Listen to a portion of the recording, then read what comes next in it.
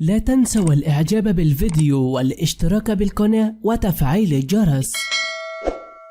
لن تصدق كيف أصبحت الفنانة فيفي عبده بعمر 72 عام بعد اختفاء لفترة قصيرة. تغير ملامح كبير في وجه فيفي عبده، الفنانة المعروفة والراقصة الشرقية والممثلة المصرية. فيفي عبده تبلغ من عمر 72 عام، من مواليد 26 إبريل 1953.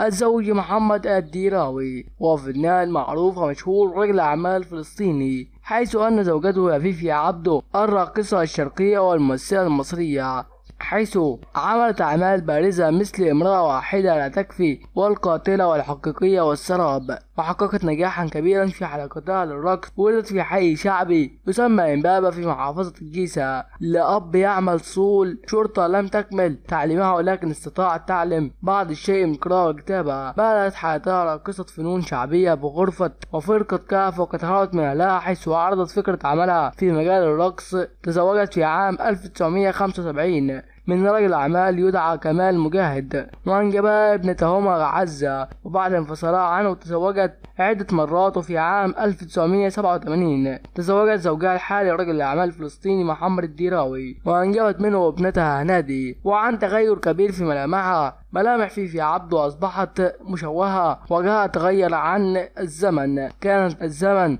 جميلة، ولكن الآن وجهها أصبح واضح عليه كبر السن. حفظها الله وحفظ ابنتها وزوجها.